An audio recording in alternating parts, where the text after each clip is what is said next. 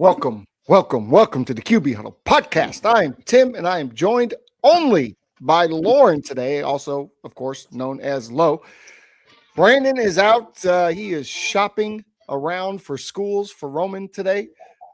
So no Brandon today. We will miss you, sir, but we will carry on without you, and we'll even try to figure out what the 49ers need, I guess, in your absence. This podcast is produced by New Era Media, syndicated on allaccessfootball.com, and a proud part of the Fan Stream Sports Network. Please be sure to hit that subscribe button so you can get all of the content. Let's get into this morning. First of all, Lo, rushing in from the job today. You are a man about town. How you doing, man? Man, I've been pretty good. Yeah, I'm running around. Work picks up and then slows down and drop of a hat. So I'm here. I'm happy to be here too. I don't want to miss. Obviously, if I was searching for kids' schools, I would definitely miss for that. So, Nuhi, we got you. We do. It's good to see you, though. I was not too far from just telling, be frank, just join the show. Just come on in, man. Just be loyal. We think he's scared of the lights. I think he's scared of the lights. I think he'd be all right. He's got a lot of strong opinions, especially about what the Dallas Cowboys should do. So we ought to let him join, at least at one point. I like beating up on the Cowboys without him to defend them. Cowboys alone. All right, let's get into this. The first thing we're going to talk about is just a little bit of off-season stuff. And first and foremost, we had a tragedy over the weekend. Rondale Moore, R.I.P. He found taking his own life over the weekend, man. This is a kid that was a superstar in college, came out into the NFL, promising career, went through some injuries, was having a hard time getting on the field. And obviously there was some other stuff going on there. But this hits hard because we still coach play in football. We see, some of the younger guys are quieter around us all the time, and there's always stuff going on with them, and you never know what it is. So mental health is real, and this was just, I don't know, how did this hit you? Because this was pretty rough. It's close to home because of what you said, man. So I just want to not shout out in a time like this, but bring up the Collin County crash. And I do play, and I do coach, and I do own, and more importantly, I try to lead younger men. I'm older. Like, look at that birth date, man. Year 2000. Like, this kid's born in 2000, and we've seen this a lot. Whether it be the legal system faulty with Lacey, with the Cowboys player that tragically, the shield is heavy, and it's not just the shield. Jamal Adams, I wish we had that quote. He spoke out. Who knows? It may have been AI. Regardless, it was a good quote, and it was posted from Jamal Adams. But what he was saying is, like, you go through these injuries alone, and Rondale Moore is one of those guys coming out of Purdue. I drafted him in my Dynasty Fantasy Football League. So that's a keeper league of guys that are going to progress and going to be talented, but the shield is heavy, and so is life. You go through those injuries and recoveries alone, even though you have a family, even though you have kids, and you got even teammates reaching out support. You're alone more times than not. So definitely close to home with younger athletes, and it just makes you think, man. Like, anyone that's training, he trains young QBs. Just remember, man, it's more than football. There's always more than football, and you have to plan for that. And it's hard. So I do wish that there would be. I don't know, man. I don't know. I feel like we should be searching for solutions with this in the NFL, because if they haven't seen the uptick in younger players, losing lives or getting in trouble, there should be some type of guide. When I went to college, I had a whole seminar class just for first year retention. So there might need to be something around that. So unfortunate, man. Unfortunate for sure. But heavy. It's heavy, man. These athletes. So be careful. Jamal Adams spoke and said that social media and he sucks and this every week. Like, they hear these things, and they're human and they're athletes. And, we make the commercials that are funny about, oh, you're injured and you messed up my fantasy. Well, that injury probably messed up his life. He may not be in the league anymore because of that. And the NFL is still a business, and life is hard when you have that NFL as your job. So, yeah, man, RIP to Rondale Moore. And I hope that we don't see anything like this in the future. But to me, I'm starting to see a pattern of younger athletes having mental, social media, man, it's tough. So hang in there. And there's a lot of outlets for athletes. And I think there should be more. Oh, absolutely. There's a great clip going around too. If you haven't seen it, B. Frank reminded me of it off camera before the show. When he was with the Cardinals, he had dropped the ball in Yes. practice, and J.J. Watt was there. And hey, it's fine, it's okay. Is it Wednesday or is it Sunday? Right? Is it Wednesday Yeah. or is it Sunday? Dust yourself off, go back out there. Obviously, being a mentor, and obviously he needed more of that. I feel terrible for him and his family. Just an awful tragedy. So I don't want to bag on that. I don't want to spend a lot of time there. I think it's been talked about to nauseum, but we certainly didn't want to gloss over it on this show. Let's get into some transactions, and nothing has happened yet. But just from the scope of our favorite teams, let me know, Lauren, what do the Patriots need to do to go back to the Super Bowl and maybe get over the hump? Is it a new quarterback? Do you need to draft somebody? Get out of here. No. What do you got to do? Here. What are you looking to do to improve your team this year? I mean, this is tough, man. You got to remove your bias, but if I try to remove my bias, I think we need to lock in Christian Gonzalez early. Sure, you have him all next year before you can do the fifth year, but just lock him in, just pay him. We have a bad history of paying on years before. And then I think we need to go still make that move for a free agent, not wide receiver one, but we need a 1-2 punch. Diggs is great, but he's got a lot of off the field things. So we need to get one more in there. AJ Brown, I hear talks of, free agent receivers, but AJ Brown's been the top of our list. So I think we need some weapons. I don't think we need a new offensive line, despite what everyone is saying. We started 2 rookies in the Super Bowl. I think they need to grow. Will Campbell's already got workouts with some of the top tackles in the league because they see what we see. There's potential, there's growth, but on the biggest stage, he kind of, they got exposed by a vet. I won't say Hall of Famer, but lots of vets out there. So, yeah, I think the Patriots just need to regroup. They need to just regroup and do it again. Forget about last year. Patriots are pretty good at that because it wasn't a Super Bowl. So he got there, but no win. So other teams, though, I mean, if we get into them, like, what about your Bears? Like, what do y'all do? Y'all are in a similar boat. Well, like, you can't just do it again, We'll probably get into more teams as the weeks progress because we've got time. But I'll talk to you about the Bears and the Cowboys because honestly, I want the same player to go to both teams, right?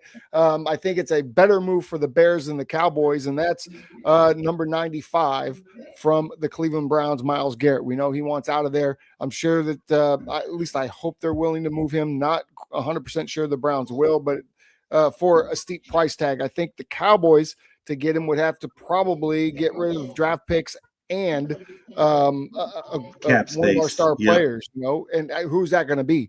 We can't get rid of George Pickens. We can't use George Pickens as trade bait because he's not on our team. The Cowboys probably going to have to franchise tag him is what I'm hearing. And so how do you get him? What are you going to have to give up? How much are you going to have to give away of the future to get him? And then does the pass rusher fix the Cowboys defense?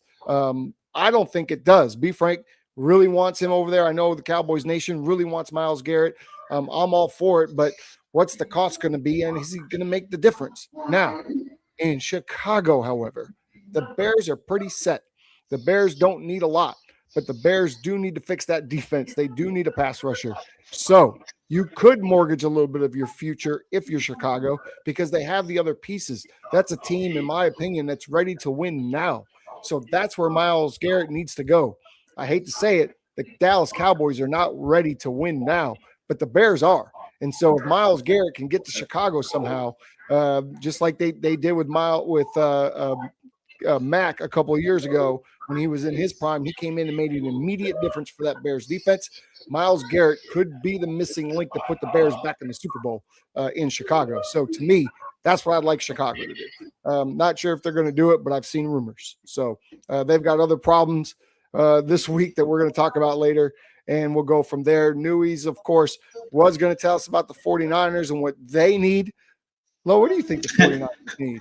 What do you think? I'm not even joking around, but a little bit of me just wants to say they need to just stay healthy and get a whole new training, facility. I'm almost buying into that conspiracy online. Move the freaking stadium because you're right next to some radiation plant or something that reduces soft tissue. I'm almost buying into that, bro. I don't know. Stay healthy. That's what the 49ers do. It seems like that's been their song for like 3 to 4 years. We know the method that they got. It works. It gets you deep in the playoffs. It gets you 2 Super Bowls. Hell, almost makes you win it despite a couple, plays and things here and there. But again, injuries, man. I don't know how you stay healthy. They're part of the game. So maybe go for more depth. At least they're going to have a receiver. They freed up a lot of space with Ayuk gone. That was the first step. They did that almost immediately. They lost Debo and they lost Brandon Ayuk. What a better pickup for the 49ers than to go get A.J. Brown, right? A.J. Brown should go to the 49ers. I know you want him in New England. I don't want him there because that just makes life harder on the Buffalo Bills. So let A.J. Green. I don't think the Eagles are. I bet you knew we would want him.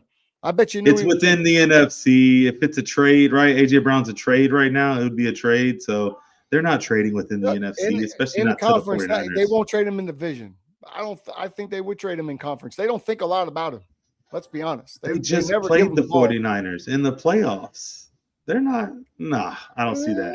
It could happen. And then I don't know. Is A.J. Brown really that guy? Like, I want him because he fits what we have going on. But I think A.J. Brown has been mistaken as a wide receiver 1. I don't see him running. You don't think he's a 1? I think he's a 1, but with a strong, 2 punch or a 1 within a scheme. So I guess the 49ers could kind of work out. That makes more sense, But he's not a Jefferson. He's not him and DK are similar. But DK can run more routes, in my opinion, than A.J. Brown. A.J. Brown runs a slant and a go. He runs a slant and a go. Out Justin Jefferson just as the only number 1 in the NFL. That's like top 5, top 3, top 2 receivers. So of course, right. And of those top 5, those are the only ones that I could keep going. Right, you could go into the. Is he as good as CeeDee Lamb? He's no, but CeeDee. I would say almost yes. CeeDee Lamb to me is not a wide receiver 1. Line him out there by himself. He's best in the slot with. That's why he did. Pickens is the wide receiver 1 there, in my opinion. I understand that. Yeah, I do. Okay, I understand that. CD works better, at that. So I don't know. Maybe CD would be better in a Jackson Smith and Jigba Seattle type role. Because I don't know if Jackson Smith and Jigba is a wide receiver 1. He's what they have. You poo-pooed on DK Metcalf a few moments ago. I think he's a great wide receiver 1 for Pittsburgh and Aaron Rodgers and.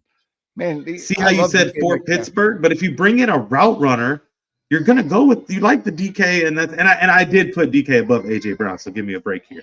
AJ Brown to me is a slant and go kind of guy, and he needs the ball every other third down, or else he's gonna lose interest in the game. So and have a big old drop that makes you lose the playoff, and then blame the fact that he didn't catch the ball all 3 quarters, so that's why he dropped it. I'm not a fan of that. You know what I mean? It's football. You catch the ball when you're called upon. So. Right.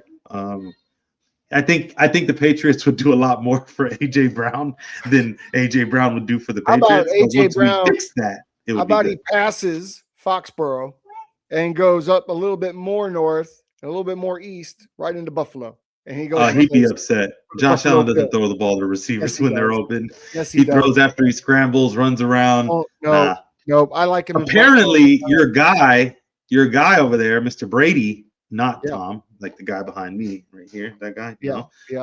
Joe. We're talking about Joe. Joe. Yes. He says Keon Coleman will have a huge role, the role that he was supposed to have. Bro, you got to say that after the owner comes out and says he doesn't want you on the team, never wanted you on the team, didn't think you're any good. You got to come out and back your guy up because you can't get rid of him. And now he's on the team. You need him to produce. You need to have his back. But Keon Coleman has been aggressively underperforming.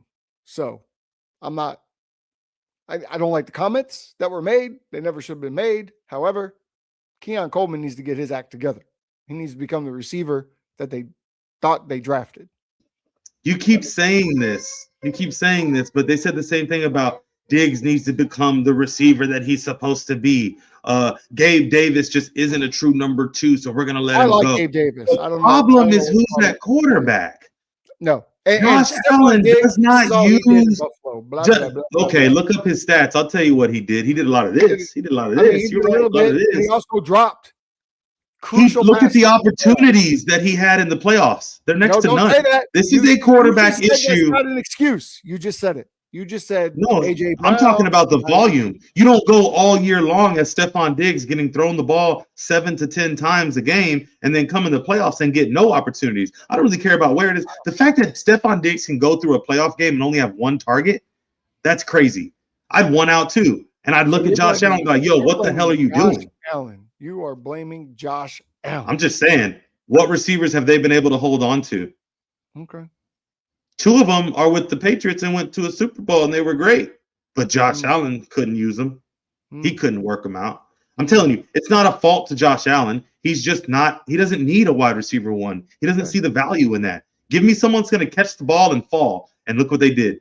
Paid Khalil Shakir. Because you know what? He catches the ball and does what he needs to do. And, you know, Josh Allen's cool with that. So, I don't know. We'll see. They need a receiver, though. I'm with you. But that's just to the naked eye. I don't know if they want one. Sometimes I forget that you're a Patriots fan, and I'll remind you every once in a while. Sometimes I forget often when I hear all this Josh Allen slander, and then I have to remember where it's coming from. I mean, at what point do you say it's all the same? Come on, Josh hasn't done anything. Jim Kelly is they compare him to Jim, and I'm like, at least Jim got to the bowls. 4 of them in a row. Yeah, Josh can't even sniff a AFC championship game. The new league year starts March 11th. Yeah. That's when the trades start. Big money implications, too. Before then, the combine kicks off. Oh, gosh. February 26th. And here we go. Yeah, this is awesome. I love the combine, right? I bet you do. Everything about it. What does that mean? What does that mean? You bet I do. I don't put a lot of weight into this anymore. I don't put a lot of weight into this. It's not about how much weight I put into it. It's about just watching these kids go out there and perform. And when they perform really well, they realize right then and there they're getting drafted, right? And they've made it come true for themselves. They're going in to the biggest, most lucrative job interview that there could be. And I love the watching worst. The combine. Oh my God. It's the worst format for a job interview is what I'm saying. I want the guys to get drafted. The tough part is these guys get paid off of where they get drafted. And 9 times, I'm not going to say 9 times out of 10, but I would like to see those numbers. Maybe I'll dive into it because I am a numbers guy, but you're overpay most of the time for the draft in the higher rounds. Like, you're not going to get what you pay for. And I don't think that the combine is going to show anything for some of these drills. I would like to see more skills-driven things. So I like those. Like, I like to see the deep ball, the placement. That's fun. But this is no different than a pro day. If a guy opts to do his own pro day, I treat that the same way as the combine. So I don't put too much weight into this. It is fun to watch, sure, but it can only hurt you. The combine does not make you better. That's what I'm getting at. The combine does not increase your draft stock, in my opinion. So what would you rather they do? Maybe go out and play a seven I mean, let's be real. The combine didn't do anything for Herbert. The Senior Bowl did. Right, he's a good example. Recently, Justin Herbert was the number 5, I think, quarterback on the list until that Senior Bowl he did. I think it was with Under Armour Senior Bowl. Dude, he lit it up. I think he had like 4 or 5 touchdowns. Like, and that's when people are like, oh, then they go back and look and see, and all they look at is like, oh yeah, he didn't mess up at the combine, but we clearly see that Tyler Show threw a ground ball. He did. A dribbler. Terrible at the combine. He looked terrible all combine, and he still ended up getting drafted higher than the guys that didn't go. So yeah. Okay, so you're not a fan of the combine. I enjoy the combine because maybe first and foremost, football is back, right? Like we're going to go for a couple of weeks now. All of a sudden, we went through 2 weekends without football. Now all of a sudden, here's football. Football is here. It's not football. Combines for that guy who went to Memphis Tech University and declared for the draft. The guys that we don't know, and we're like, yo, did you see Joe Milton? Oh, yeah, the Tennessee guy. No, he was a Florida guy or whatever the case, wherever he was. And then you can kind of follow these guys and see. But, man, for Mendoza, do you really want to see Mendoza at the combine? Well, Mendoza's not doing anything at the combine. And let's be fair. Most of the time when you are the consensus number 1 pick, you've just won a national title. You just went undefeated. You just won the Heisman. What is the purpose? Now, will he talk to people in the rooms and do the things and shake the hands and kiss the babies? Absolutely, he'll do that. But he's not gonna work out. There's no reason for him to work out, right? He's number 1 pick. The number 1 guy never works out. 5th round picks typically have to work out. and some. See what I'm saying? I got guys on the crash team that if I told them real quick, hey, I got an Arena Pro tryout for you, they're gonna look at me and laugh. Why? Because I'm not trying out. I'm here for a spot. So some of these guys, I feel like I know you don't like to hear this. I know you don't like to hear this. They earned a spot already in the NFL off of college. Oh, they shouldn't have to go out here and line up in chones and run and do exactly what you say. And I call it posturing and posture up. I hate this part. Okay. Because it's not real. It's not real. As a football coach or even a pretend football coach, if that's, we play, get together football on Saturday nights. My point is, it's awesome to go there, meet these kids, see them perform under the pressure that is there. And for me, from a quarterback perspective, I couldn't imagine. I would love to sit there all day and just bring them in, put them on the whiteboard, talk to them, get to know who they are intellectually, right? How quick can they, are they just doing this and throwing to, receiver A, or are we able to break stuff down? Hey, I got your favorite play here. Tell me what it was. Here it was. Okay, now we did it. Tell me what your reads were. Why did you make these decisions? John Gruden style. That's what I want to see at the combine, because that's all I really care about when we talk about the combine. The 40 is cool. Whatever. I'm just jealous because I was never that fast. So, who cares? I think in most cases, even though offensive linemen now are faster than I was, it's ridiculous. I think you make a good case for certain drills, for certain players are way more interesting. Obviously, we want to see the books and the brains of a quarterback opposed to how far he can throw the ball. But we do want to see the lineman reps and the bench opposed to how fast the lineman can run a 40. I also like the receiver gauntlet drills. Those are awesome. Sure, right? You want to see if they can catch. And I'm with it. The pressure. I like the tradition that is the combine. I just hate that some people put a lot of stock and weight into this when they're drafting. I think this should support whatever narrative or draft pick that you have, not write it. You know what I mean? And the biggest example is Zach Wilson. One of the better combines ever was Zach Wilson. Across the board for quarterbacks. He threw well, he ran well, everything looked crisp. He had the brains, but he can't catch up to the game and speed that NFL football is. Like, he's backup. Second overall? Was he second overall pick? I don't remember. So I know he's top 3. But So are you a fan or not a fan of quarterbacks throwing at the combine, especially if you're a question mark? If you have a question mark by your name.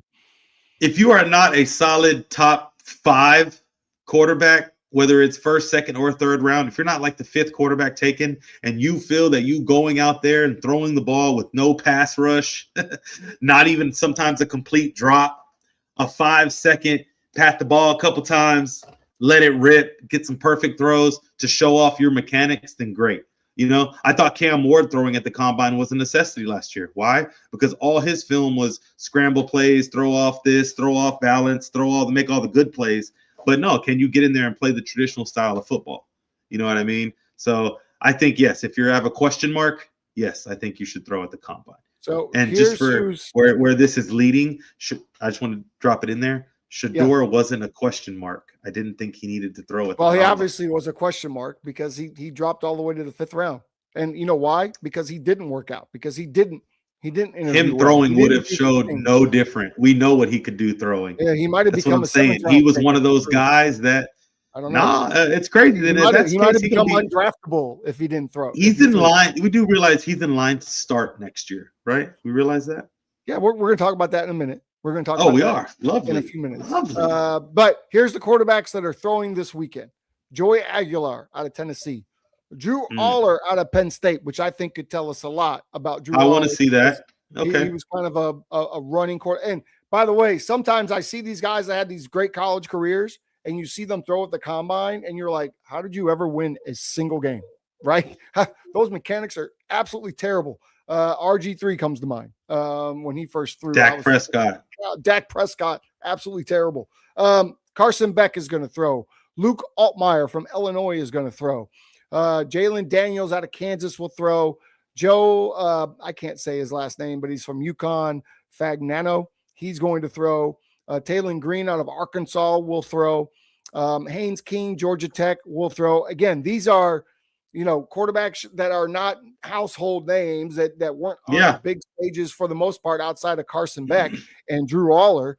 Then you've got Cade Klubnik, of course, of Clemson. To me, major question mark. Fernando Mendoza will be there. He's not going to throw, is what I've heard. I know he's going to go to the Raiders. I know what happened in Indiana. I'm not sold that he's the number one guy. I'm not sold that he walks on water. I'm not sold that he's the next one. I'm not, but we'll talk about that later. He's their next one. Obviously, he's their next one. Bivren Morton, I hope I said that right. Texas Tech. Garrett Nussmeier, right? I get to call games for his little brother on Friday nights at Marcus. Coming out of LSU, he's going to throw his senior year kind of up and down a little bit. I'm hoping for him to get drafted and have a great career. Diego Pavea from Vanderbilt. What did they come out and said? He's kind of a little shorty. He's a little short king, right?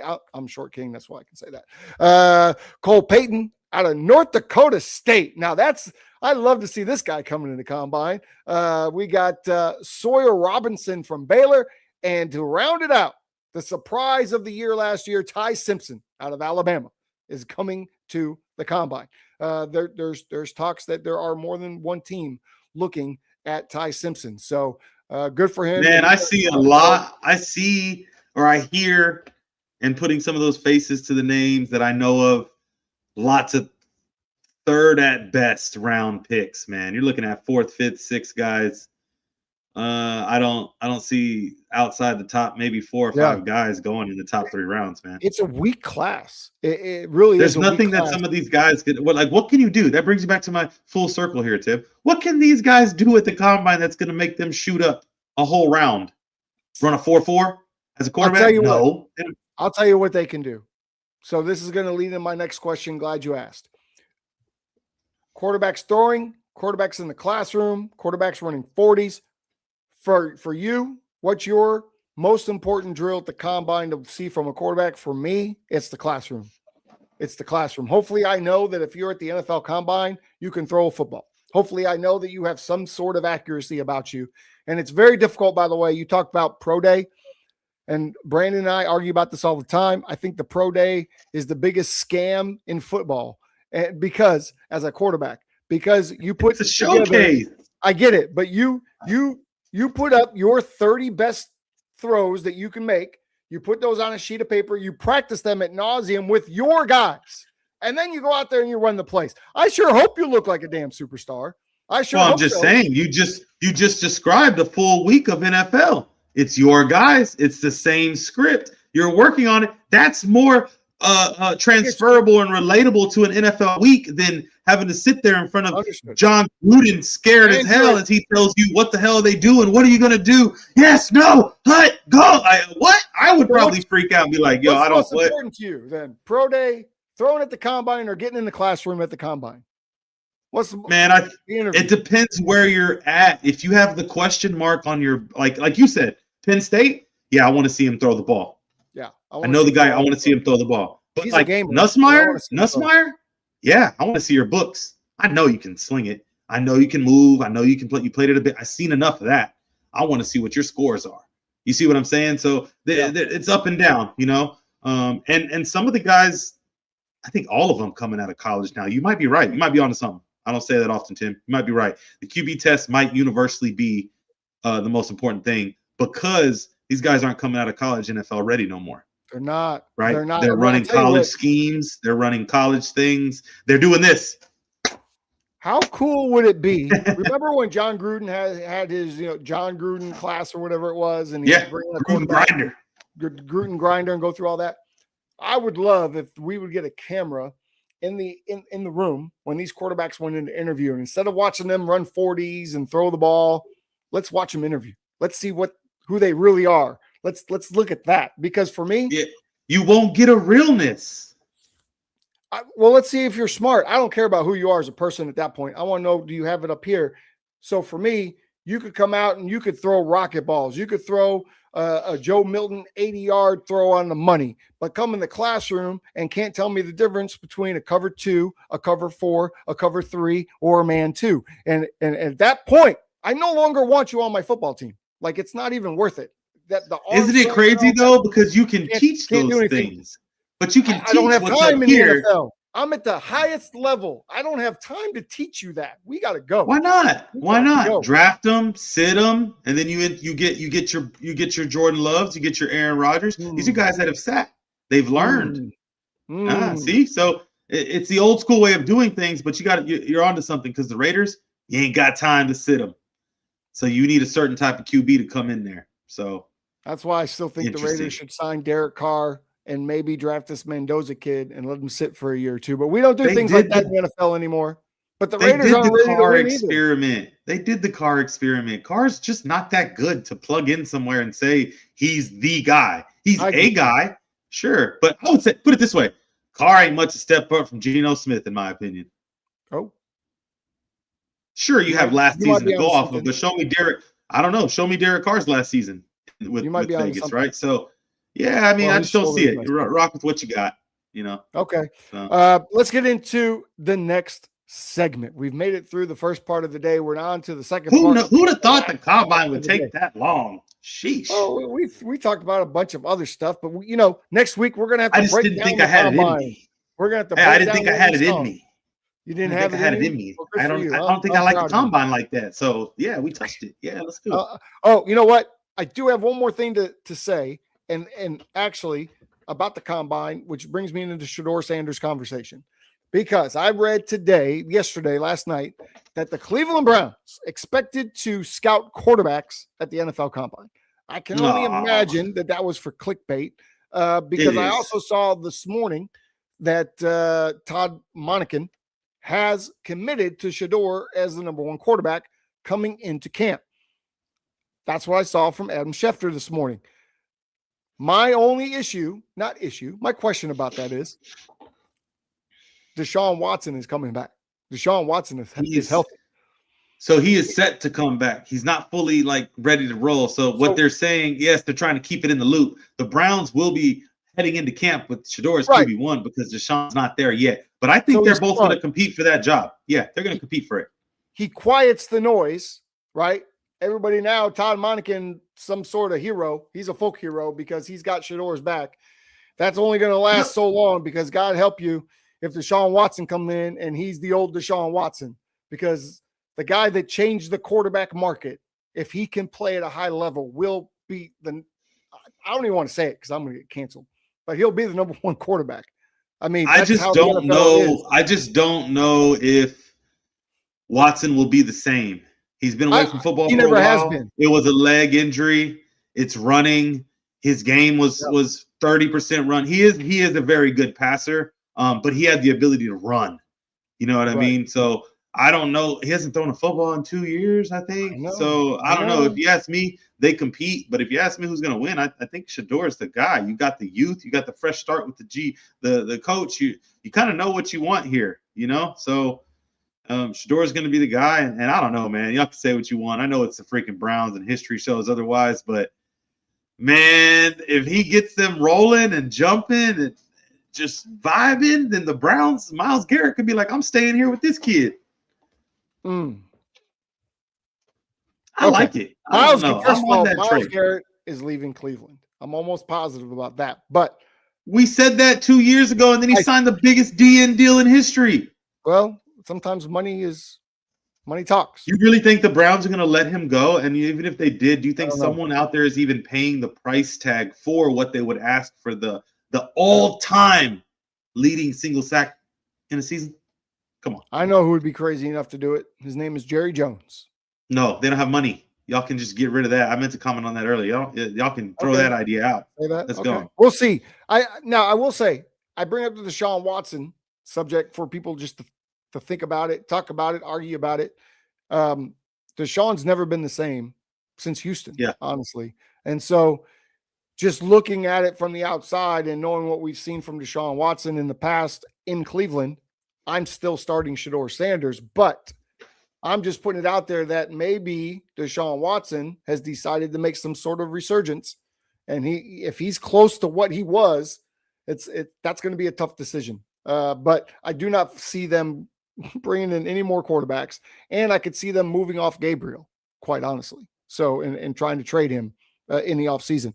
One more piece of note: the Tush Push will not be banned. As a matter of fact, there was 0 teams proposed to ban it this year.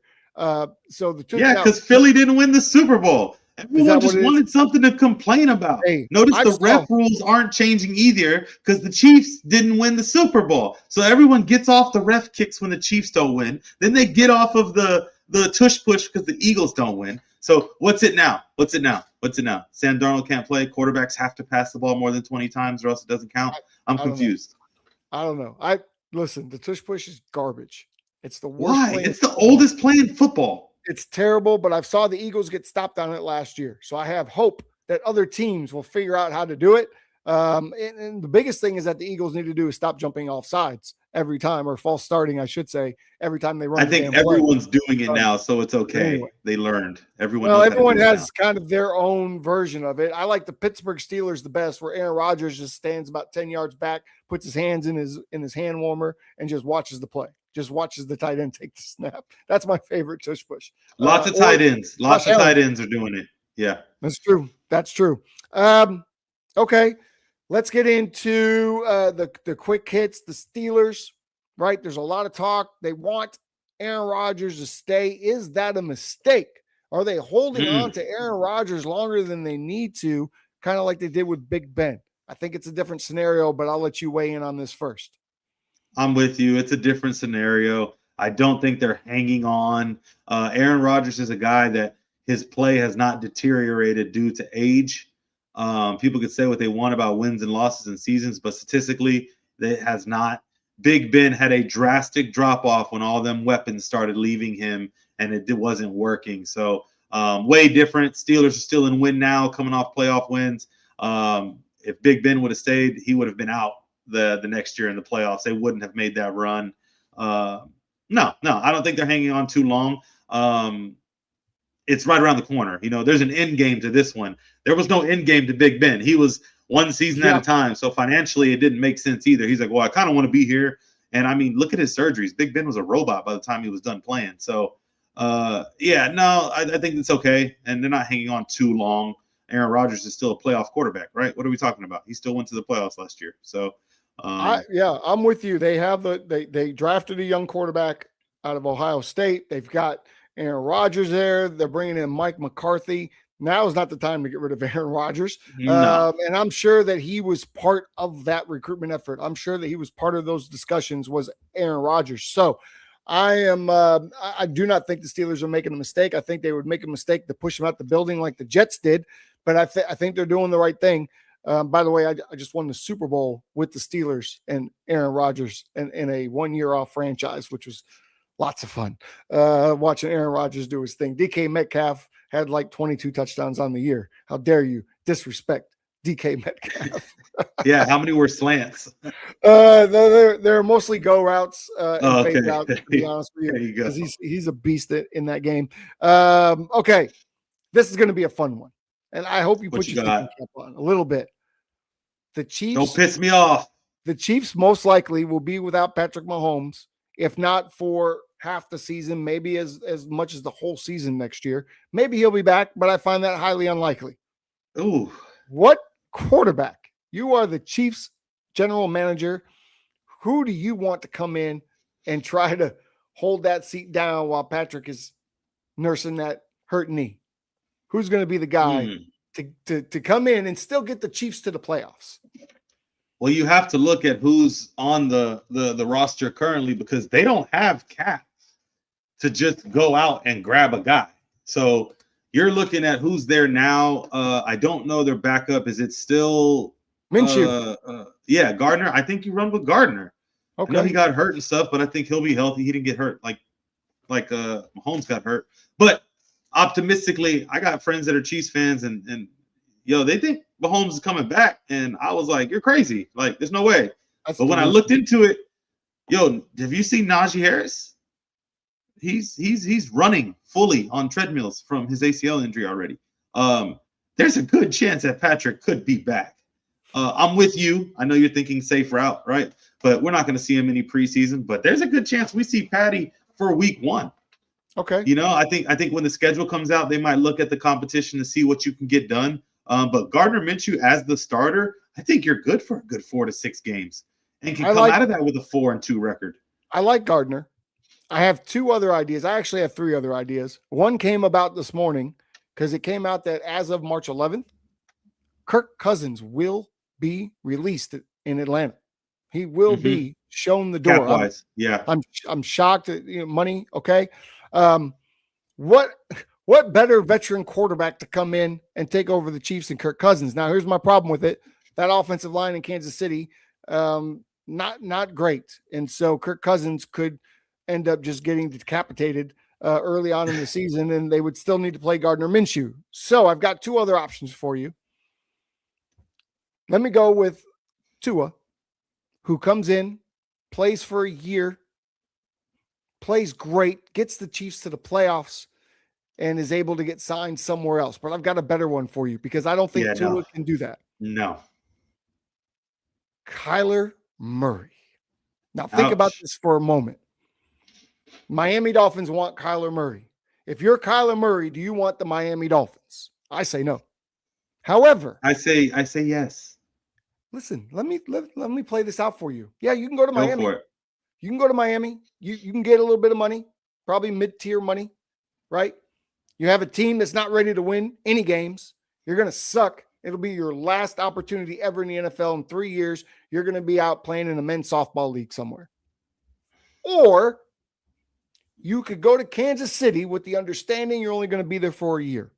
But that's okay because you're going to play with that team and that coach, Andy Reid, and you're going to get into the playoffs because you're mobile. The poorest offensive line doesn't matter to you. You're going to be just fine, and all that movement that goes on in Kansas City is fit perfectly for Kyler Murray. And then at the end of the year, when you've gotten the Chiefs to the playoffs, win or lose, you are going to get the bag from somebody who is ready to win now and just needs a quarterback, just needs a guy to get back there. Sounds great. That's how Kyler Murray rejuvenates his career, rises from the ashes, and gets back to an NFL franchise quarterback status. You just love a happy, good story. But let me tell you two issues. One that you pointed out many weeks ago. I don't know where the clip is. I'm not that quick with it. Kyler's not a book guy. He can barely run through film and study properly. You think he's going to be able to learn the Kansas City motions and offenses and things? We're not giving Patrick enough credit for understanding Andy Reid's playbook, right? These are smart guys that come through there. Gardner's a smart guy. He knows how to, he's been in the league. Kyler struggles with these type of situations, which is why Miami is a perfect fit. Start fresh because you're right. This might be your last opportunity. I don't think Kansas City's the fit. If he does do something like that, you're looking at a Russell Wilson type ending of the career. He can't find a home. He's bounced with 3 different teams because situation matters, So if you're Kyler and you're on that bridge QB 3 to 4 year, you still have that opportunity to get a contract. You need to find a home that'll let you build. Not Kansas City. And Kansas City doesn't have cap. Sorry, it's going to be Gardner. That's why you just take a little bit of money if you're Kyler. You take what you can get. Listen to what you're talking about. You're talking about a guy that won 3 state championships. That was high school, from man. A&M. Hold on, I know. Let me tell you your story. That changed from A&M. Why? Because there's 3 starting quarterbacks here. He doesn't want to compete for a less money. He wants the bag now, right? And if no one wants to take it, if he doesn't want to take it, I'm gonna go play baseball. Okay. Well, we haven't even discussed that option yet. So you don't like Kyler. You don't like Tua. You don't like. I like Kirk. Gardner. You say stay with Gardner. And also Kirk. You sparked me when you said Kirk. Kirk should be the vet going to Las Vegas to show Mendoza how to play the game. I didn't even think about it. They're very similar. Yeah, but one thing you got to think about Kirk Cousins. His family is the most important thing to him. He's not going to bring those kids to Las Vegas. He took them to Atlanta. So let's we're not far off. I mean, he lives in a really, we all saw the documentary. He's in a really quiet neighborhood, It's not like he's going to live off the strip. Vegas is actually nice outside of Vegas. There's homes, there's residential areas. I got you. I don't know. Maybe Kurt's going to, I would say, if I was a betting man, Kurt is going to retire and end up being in the booth where he was. He could go to the Colts. I like the Colts as well. You signed Daniel Jones to a mid-tier. He's not coming back right away. He's going to miss at least 7 to 8 games. You think? He tore his Achilles later than everybody else. Yeah, that's true.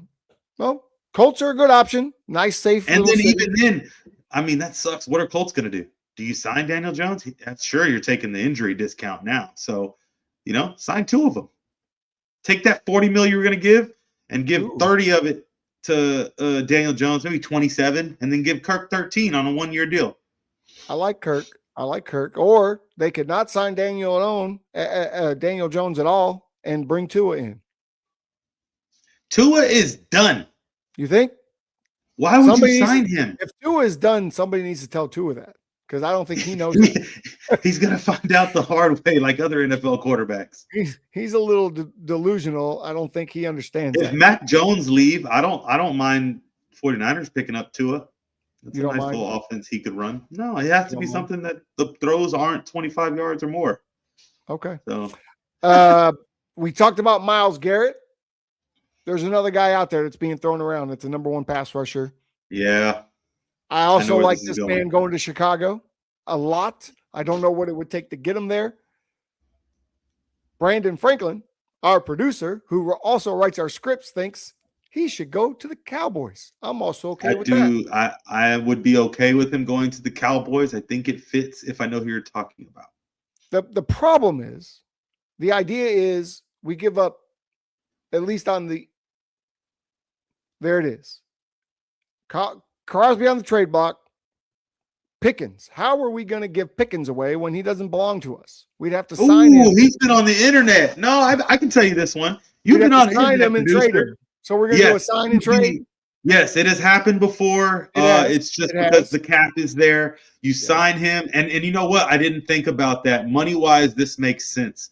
Crosby's deal over there, I think, is left guaranteed money. So if they can get that money to him, Dallas already pays that for the first year.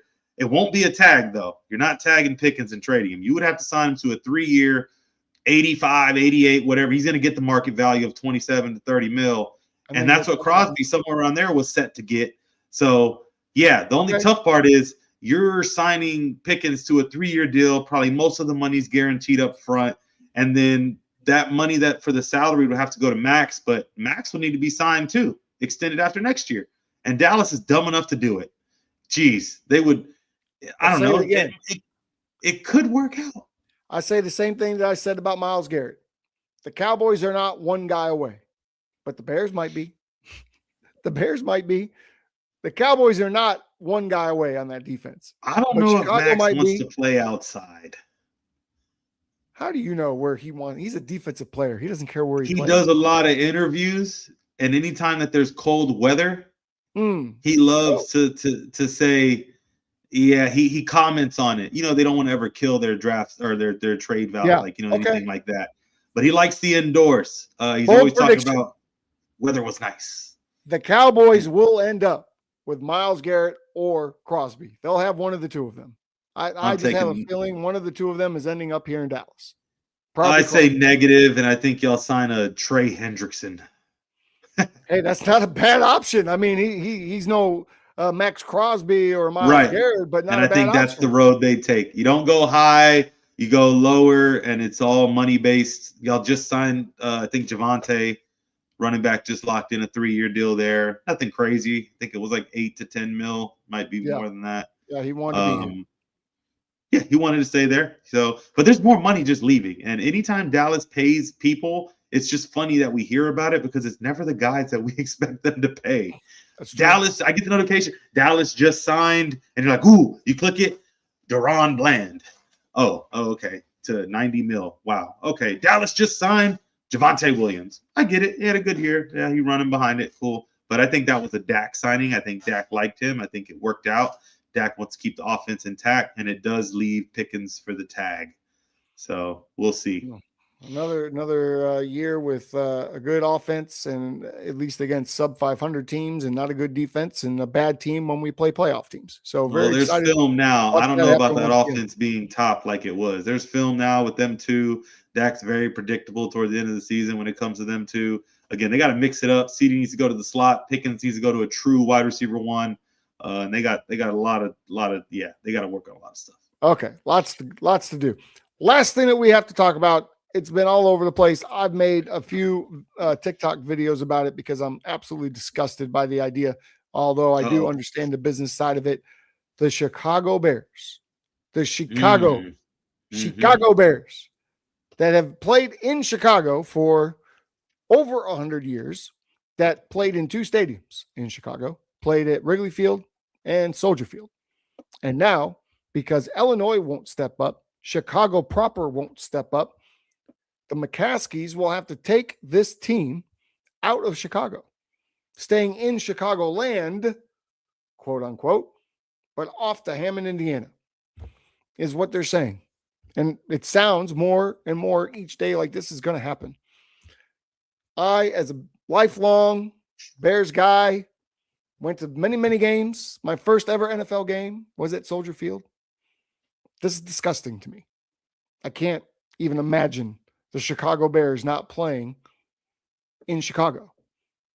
I know there's talk of them going to Arlington Heights, which I'm sure you're not aware is the northwest suburbs of Chicago, which, by the way, the northwest suburbs is where majority of the Bears fans come from. And now you want us to kind of go around the city of Chicago to the back end and go into Indiana. It just makes me sick. What I've not read, a Bears fan, but where are you with this? No, this came up a while back. I'm not sure what I was doing, but I looked a little into it. Right now, I'm going to say, as an outside looking in, Mr. Bears fan, I think you should chill. They're just getting approved for land in this area for a big stadium. Indiana just won the national championship. Football's growing in Indiana. Why do we automatically think it has to be the Bears? It might not even be the Bears. It could be just a stadium that's got approved for building. We're still at least 2 to 3 years away from any type of move. So that gives you 2 or 3 years to start a petition with your Bears fans and hope that it sticks. I mean, New England, when they moved, it is what it is, but you are leaving a state. Dallas Cowboys aren't in Dallas. You know what I mean? So, but they're still, they're in proximity of, and yes, you'd still be in proximity of, but you're in a different state. The Dallas Cowboys don't play in Oklahoma, right? They didn't build a big stadium next to the casino, right? Which would have been brilliant, by the way, but that's not what happened. No, they're in Arlington. It's fine. You're also talking about, I don't know the distance in Chicago, how that works, but you're still talking about 20 to 30 minutes from Dallas to stadiums. You know what I mean? You're still talking about a little ways. When you talk about, and that's Chicago, relative when you talk about states. I don't know the ley lines out there, but I can tell you right now, you can probably fit 3 Illinois within Texas.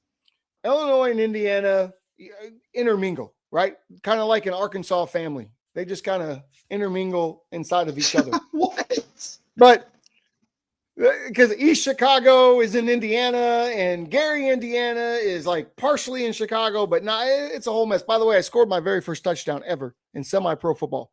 Minor league football at the time is what we called it. In Gary, Indiana, against the Gary Golden Bears. The grass was over my ankle socks. I mean, I had to put on First of all, socks. You played football in ankle socks. I did. It was fine. It was no problem. We wore tights with ankle socks because we didn't like. Yeah. I personally didn't like the big thick socks. I had to put them on that day because I didn't know what was crawling around that grass in Gary, Indiana. But anyway, I was also the only white guy in the area for those 4 hours. So it was fun.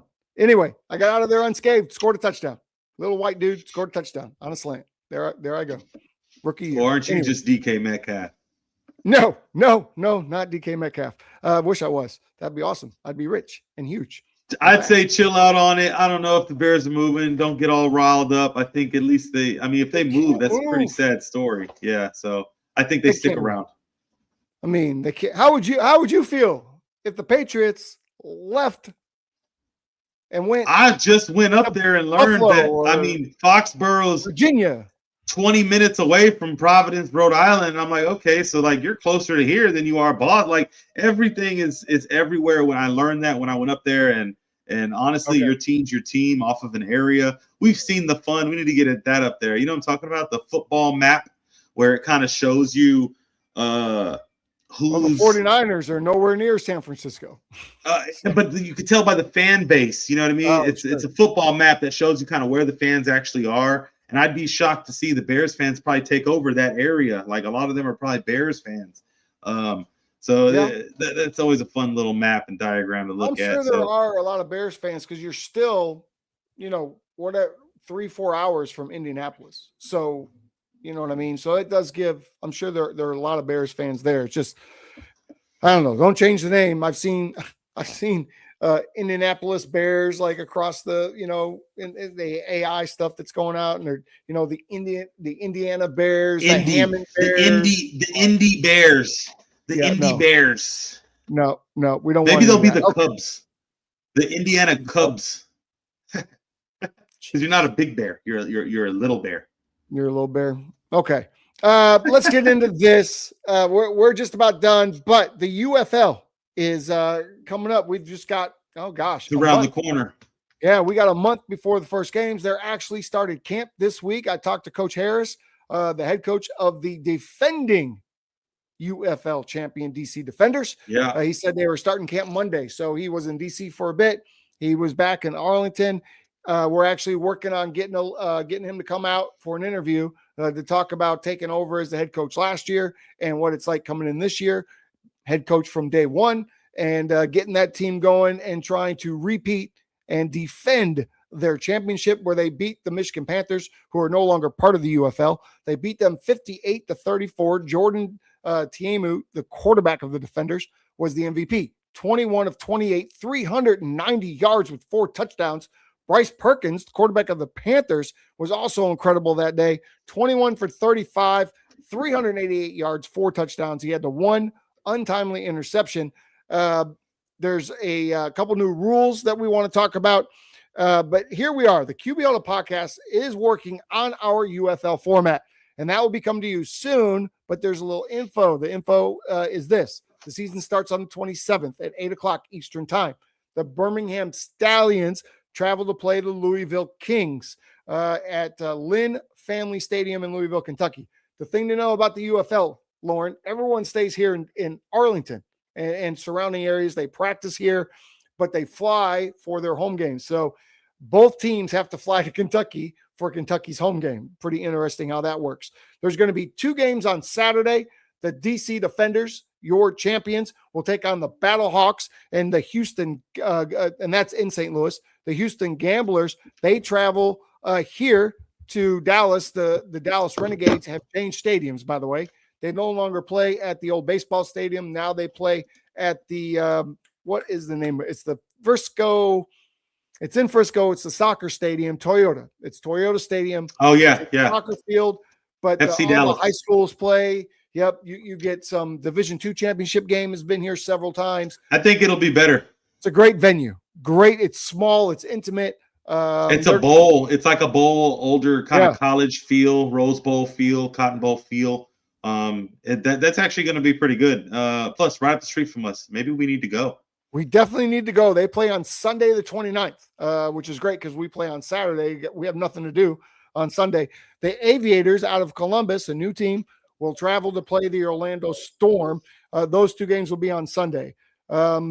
Again, Coach Shannon Harris, I've been talking to him. He's going to join us.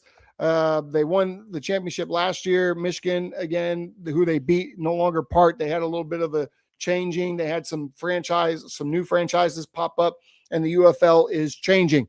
Yeah, man. Shout out to Coach, man. He called it. We had him on off and on, and I almost feel like, man, we were talking to him when he was just an assistant. We saw his growth. And I don't know if y'all remember, but he said it.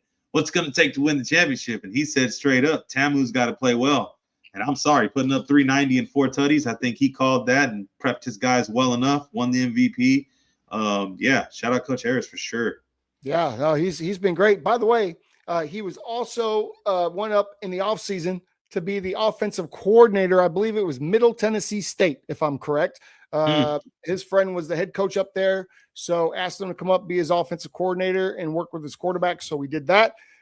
So year-round for Coach Harris, developing players at a high level. So good for him. I know he had a lot of fun doing that.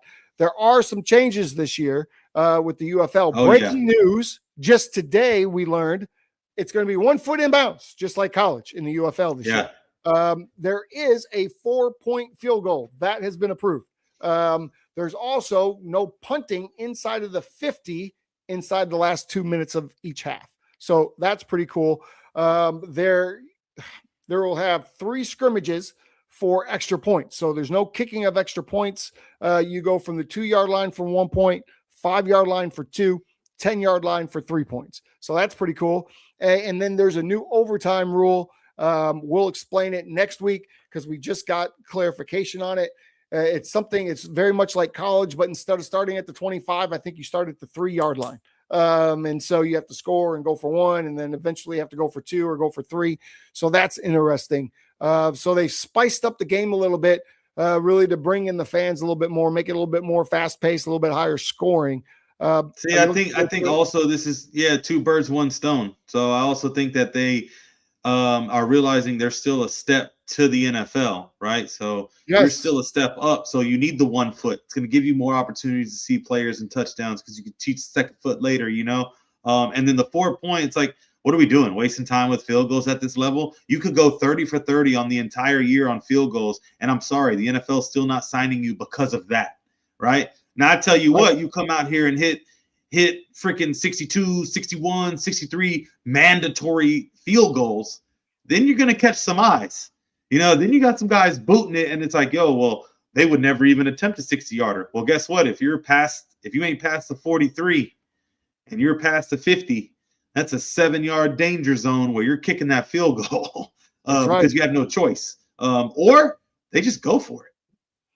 Yeah, well, again, because you can't punt inside that 50. So I think we're going to see a lot of go for it. We have a graphic of the quarterback in the UFL, the championship MVP, and I think we're going to get that to come up. There he is, 21 for 28, 394 touchdowns. There's Jordan. We're going to have him on the show. Hopefully, we've been trying to get him out here for the last couple of years. It's been tough. He's got a lot on his plate during the season, but we're going to do our very, very level best to get the MVP to come out with Coach and give us a little talking to. And we're also working on some other things, guest features for our second show of the week, which will be debuting soon, which will have hopefully a UFL insider type to come in and give us all the dirty deeds that we need to know inside and out of the UFL. But be sure to tune in here in a couple of weeks. There's your MVP, guys. That's the standard going into 2026 in the UFL. I love it. Lauren, any final words before we get up out of here?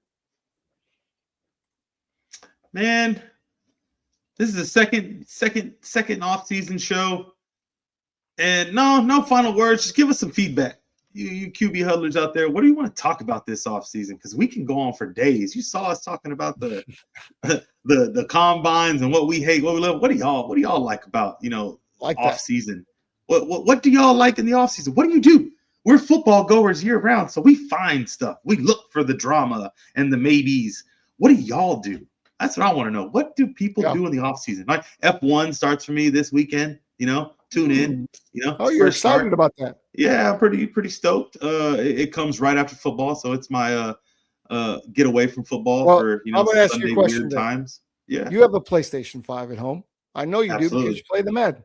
Please tell me that you have a steering wheel and you're playing the F1 game, because I am, and if you want to come over and do it, you're happy to do so. I have the whole rig set up in front of a huge 85-inch TV, and we get on that F1 and that thing goes. You know what I'm saying? So I'm not as fancy as you. My TV is about 40 inches less. My rig is a connected rig, but I got the steering wheel. Oh, lovely. I got the steering wheel. It connects to my gamer chair, and yes, I'm in the mix. I enjoy it. I usually typically will go through the weekend the same way they will. So F1 has a cool little setup where you can run through the weekend. Like, you don't do the full 30 to 40 laps of practice, but you could do 5, and then you get out there the next day. So I do the testing. I try to make it as realistic as possible, and it doesn't take up all my time. Same thing. I race the Grand Prix for that week, whatever it is going on, so that way I can watch the track and know it. So yeah, I kind of nerd out a little bit. I got some buddies that we only hang out during F1. We'll give them a call. Hey, you watching the Shanghai one? Yep. What time is it? 4 a.m. All right, see you then. You know what I mean? I didn't know this about you. That's interesting.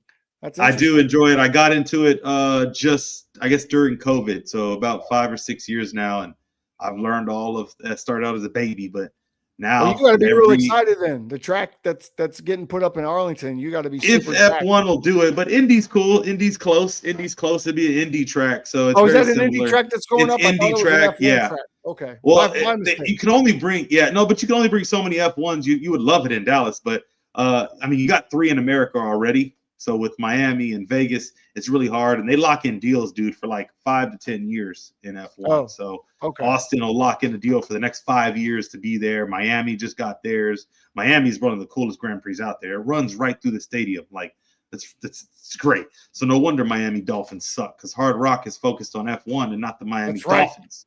I can't call myself a race fan. I do enjoy playing the game, and I do just like you. And I just picked up the newest NASCAR game, and I like to pretend like I'm Tom Cruise, right? and I'm going to drop the hammer. Or sometimes Ricky Bobby comes to mind, and I like to talk shit to the other drivers when I'm passing them. That's what I see more of. I see more of Tim running around on the track in his underwear and talking about, I'm on fire. Help me! Save me! Look, if you're not first, you're last. You're last. Right? You learn some life quotes from Ricky Bobby. I tell you what, that's for sure. Patriots know that all too well. If you're not first, you're last. Oh, boom, boom. Hey, it's tough. If you're local in the DFW area and you want to see this guy Low play some quarterback this weekend, Lauren, we have a game. The Collin County Crash. I'll be coaching.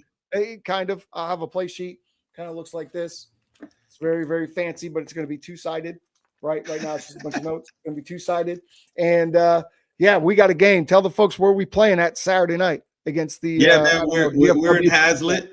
Yeah, we're in Hazlitt. It's a CW Worthington. It's a middle school out there. Very nice field. They're gracious to let us use it again. We were there last year, so we locked that in for week 1. You kind of bounce around in the minor professional world because you got to lock in the stadiums, but we got this one earlier. We'll be there. Tickets are only $10. We don't overcharge like some of these other teams. Hide your play sheet because our opponent might be watching, so you definitely don't want to put that up there. They'll pause and zoom in, but if you are watching, thanks for tuning in. Man, you can't prepare for guys like me and you. We changed the plays. You got that full script. We might be doing something different. I'm just excited to play football. I need it. I just said, what do you guys do in the offseason? That's why I was asking.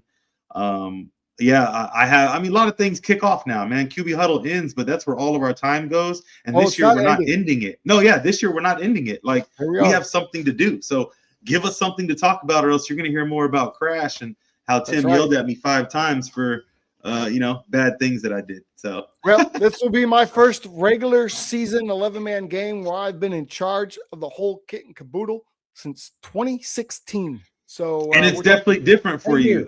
You're coming into a team that's very veteran-oriented, leader-led, and I think you're doing a great job. You got some of the best characters in semi-pro football on our team, myself included. So I think we're gonna have some fun. We'll be in our gray uniforms. We play Wildcats. They're a team that's returning in the area. So. Yeah, TUFL action is about, 2 or 3 levels under UFL. So if y'all wanted a ranking of where it belongs, these guys are going to be at arena football next before they even hit UFL. So, but who knows? Arena football's kicking off too. Any arena fans out there? Football's kicking off. The Dallas Bulls are currently in camp here in the NAL. Head coach Robert Kent, friend of the show, is running that program out there. They started camp on Sunday. Guys are already being cut. I'm seeing that all over the place. Some guys self-cut. We had a segment, remember? We had a segment. Transactions. That's the first thing I heard when I started playing in arena football, man. Every day. That's exactly right. The IFL will kick off soon. So there's a lot of football action. The NFL is over for now, but there's still lots and lots to talk about. And it starts this Friday with the combine. Yeah. And then goes into Saturday with you and me. And the Crash on the field. And where else do you get to watch a podcast and then go somewhere in person and see, do these 2 dudes know what they're talking about? Well, come see us perform live and in person. It's going to be a lot of fun. We'll be back next Tuesday, same time, 11:30 Central. We'll give you a recap of what we saw at the combine. We'll talk a little bit about Crash, and then let us know what you want us to talk about. But I know our producer extraordinaire will have a list of topics for us to go over, including some more UFL stuff. So until then, I ask you, QB Huddlers, to make sure you subscribe. I forgot to say that. Thank you to allaccessfootball.com. Thank you to FanStream Sports, and thank you to our producer, B. Franks and New Era Media. Until next Tuesday. Keep those chains moving. We're going for it. You know that, right? Fourth down, we're going for We it. don't even have a punter on our fourth and team. low. We have to go for it. Fourth